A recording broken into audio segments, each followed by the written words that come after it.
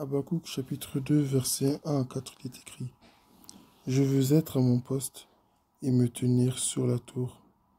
Je veux veiller pour voir ce que l'Éternel me dira et ce que je répliquerai à mes reproches.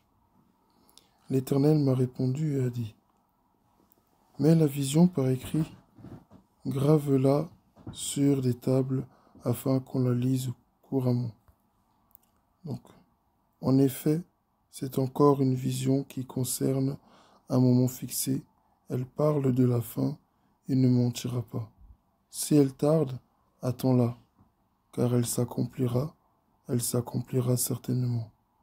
Il est plein d'orgueil celui dont l'âme n'est pas droite, mais le juste vivra par sa foi. Amen. Amen. Donc, il y a 4 temps qui sont illustrés dans ce passage. Le premier dit: Je veux être à mon poste et me tenir sur la tour. Je veux veiller pour voir ce que l'Éternel me dira et ce que je répliquerai à mes reproches. Ici, dans un premier temps, il parle du fait d'être à son poste. Amen. Amen. Mais il y a quelque chose qui nous intéresse vraiment dans le fait d'être à son poste. Il parle de volonté. Il dit: Je veux mais être à mon poste. Il dit ensuite: Je veux veiller pour voir ce que l'Éternel me dira et ce que je répliquerai à mes reproches.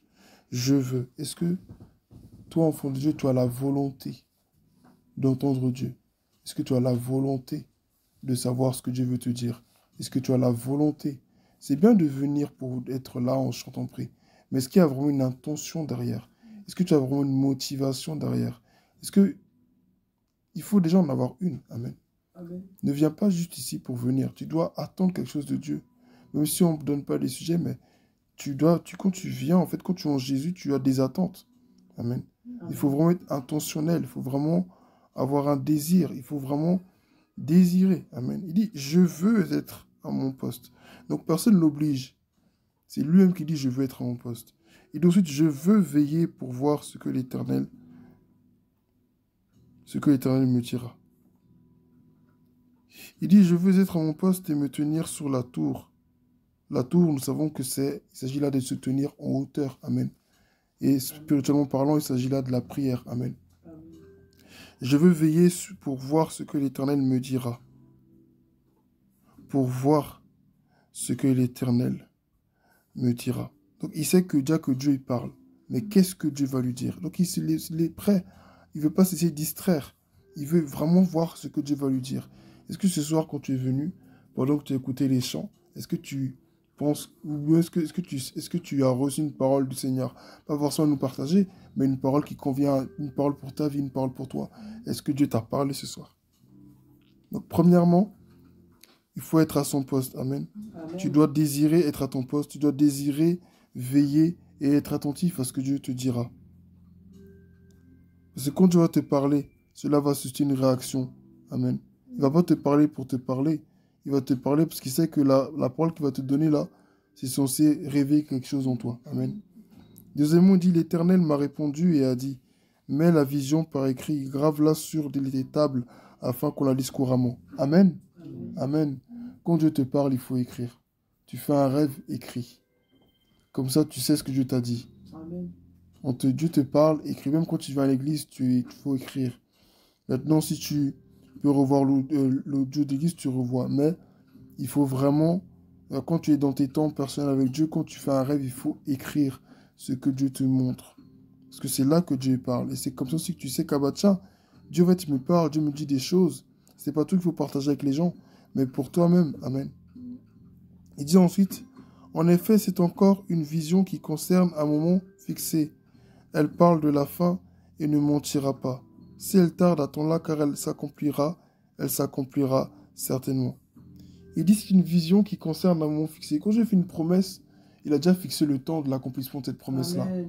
Quand Dieu t'a dit: toi, tu vas devenir ici, tu vas aller là, je vais faire ci, je vais faire ça avec toi, dans ta famille, ou pour tes frères, pour tes collègues, ou pour un ami à toi. Quand Dieu te fait une promesse, même pour toi-même, Dieu, en fait, quand il fait une promesse, il a déjà fixé le temps où il va accomplir cette promesse. Et il n'a pas menti, c'est vraiment ce qui va se passer. Mais tout va dépendre aussi de la disposition de ton cœur, de ta disposition. Il dit: En effet, c'est encore une vision qui concerne un moment fixé. Elle parle de la fin. Donc, elle parle de la fin. Elle dit déjà comment ça va se finir. Amen. Non, il dit, ici, il parle de la fin ou aspire à sa fin. Donc, en gros, c'est quelque chose qui est bientôt accompli. Amen. Amen. Il dit, si elle tarde, attends-la car elle s'accomplira certainement. Tout à l'heure, le Seigneur nous avait posé une question, pourquoi est-ce qu'il faut prier sans cesse et ne jamais se relâcher? C'est dans dans le contexte où Jésus en a parlé. Il en a parlé dans le contexte où il avait vu et la veuve suppliait le juge unique de lui faire justice. Amen. Amen. C'est vrai que c'est pour entretenir notre relation avec le Seigneur, mais c'est aussi pour obtenir un exaucement de la part de Dieu. Amen. Amen. C'est aussi pour apprendre à être endurant spirituellement. Amen. Et à progresser dans sa foi. Il faut que nous persévérions dans la foi. Ce n'est pas pour moi que tu viens ici, c'est pas pour maman, c'est avant tout pour toi-même. Amen. C'est pas pour ta famille, hein. Avant tout, c'est pour toi-même que tu viens ici. Toi tout seul, individuellement. C'est pour toi-même que tu viens ici. Donc quand tu viens parce que tu veux voir Dieu, tu veux le découvrir. Bon, tu ne peux peut-être pas le voir, mais tu peux le découvrir. Tu peux le connaître. Tu peux progresser dans ta foi. Amen. Amen. Persévérer. Il y a tellement de manières de persévérer dans la foi en lisant la Bible. Tu ne peux pas te contenter juste de chanter, chanter, chanter, ou prier, prier, prier. Tu pries, mais tu chantes sur la base de quoi? Tu chantes, mais sur la base de quoi? La Bible, tu dois l'ouvrir, tu dois la lire, savoir de quoi il s'agit. Amen. Amen. Tout ça, c'est persévérer. Quand Dieu t'a fait une promesse, la parole de Dieu va te rendre endurant par rapport à la marche chrétienne. Des fois, tu pries, tu es fatigué, tu chantes, tu es fatigué. Non. Ah, ouvre la Bible, tu vas connaître de celui à qui tu parles. Et là, tu seras plus endurant spirituellement. La parole de Dieu, c'est la nourriture pour notre âme, pour notre esprit. Et elle nous donne la force de courir, d'aller de l'avant. Amen. Amen. Le dernier verset est écrit, « Il est plein d'orgueil, celui dont l'âme n'est pas droite, mais le juste vivra par sa foi. » Nous avons souvent lu avec le frère Gédéon le psaume chapitre 1, où on parlait de deux hommes de destinée. Un homme qui suit la voie de Dieu, qui médite la parole de Dieu jour et nuit, qui s'éloigne des mauvaises fréquentations, etc. Et qui réussit dans tout ce qu'il fait comme un arbre planté près d'un courant d'eau. Mais le méchant, lui, il finit dans la ruine. Amen. Parce qu'il ne suit pas Dieu. Ici, il dit, il est plein d'orgueil, celui dont l'âme n'est pas droite. Amen. Celui qui ne marche pas sur les voies de Dieu, il pense qu'il peut se passer de Dieu. Il peut se créer son propre chemin. Amen. Mais avec Dieu, c'est pas comme ça. Amen. Tu ne peux pas te créer ton propre chemin. C'est vrai que Dieu veut que tu utilises ton intelligence. C'est vrai que Dieu t'a donné une tête pour réfléchir. Donc, tu as une promesse. Donc, tu ne dois pas attendre que tout tombe du ciel. Tu dois aussi réfléchir. Mais ce n'est pas une raison pour laquelle tu ne dois pas te fier au Saint-Esprit avant tout. De là, pour réfléchir, il faut déjà que Dieu te donne une direction. Dieu a dit à Abraham, va. Mais pour que Abraham aille, il fallait que Dieu lui dise de partir. Quand Abraham est parti, c'est là qu'Abraham a pu réfléchir pour dire, attends, là je vais aller à gauche, là je vais aller à droite, là je vais attendre, là je vais reculer, je vais avancer. La parole de Dieu, c'est notre base. Si tu n'as pas cette base, tu ne bouges pas, tu ne vas nulle part. Amen. C'est ça qui nous fait, c'est ça qui est un homme orgueilleux. Mais le juste vivra par sa foi. Toi et moi, nous sommes justes, pas par nos actes, mais par le sang de Jésus. Nous sommes des hommes, des femmes justes. C'est les justes qui héritent des promesses. C'est les justes qui entrent dans les promesses de Dieu. C'est les justes qui entrent dans leur destinée. C'est les justes qui accomplissent le rêve de Dieu sur la terre. C'est les justes. Amen. Amen. Et il dit, mais le juste vivra par sa foi. Amen. Par sa foi. C'est-à-dire, sans la foi, tu ne peux pas vivre. Sans la foi, tu ne peux pas subsister dans ce monde. Sans la foi, tu ne peux rien.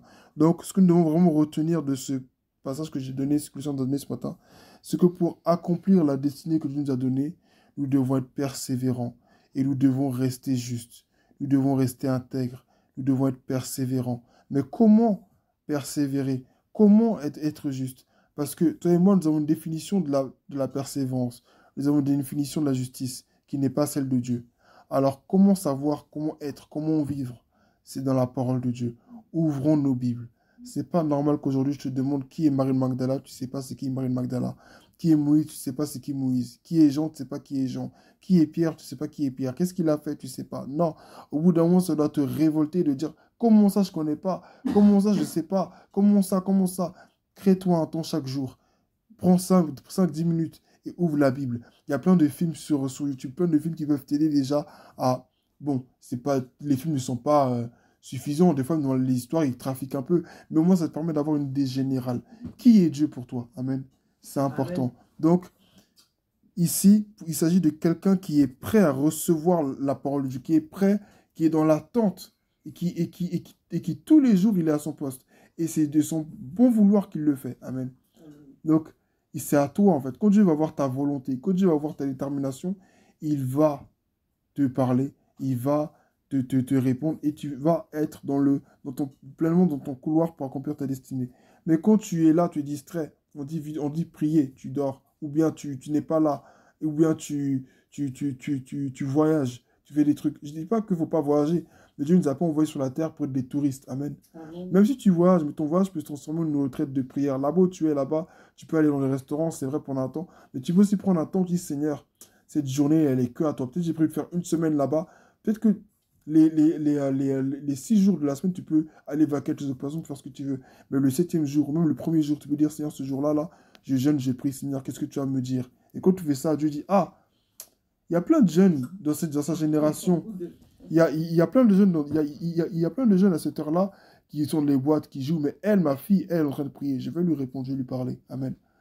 Donc c'est ça, être à son poste. Amen. Amen. Être à son poste. Être à son poste, c'est être dans la prière, dans la présence de Dieu. Donc, ce soir, je veux t'encourager. Dieu a dit des choses sur ta vie. Dieu t'a fait des promesses. Mais comment tu peux les découvrir si tu n'es pas dans sa présence? Comment tu peux savoir quoi faire si tu n'es pas dans sa présence? Reste dans sa présence. Ouvre la Bible. Parce que prier, je l'ai dit tout à l'heure, prier, ça ne suffit pas. Ça ne suffit pas de prier ou de chanter des chants. C'est bien de dire à l'église, ici, on ne nous enseigne pas. Mais toi-même, tu es autonome. Tu as le devoir d'ouvrir ta Bible et de la lire. Et si autant on t'enseigne à l'église et qu'on t'enseigne que du mensonge, tu fais comment? Donc toi-même, tu as l'obligation d'ouvrir ta Bible chez toi. Le chrétien lui-même, il ouvre sa Bible et il lit et Dieu lui parle.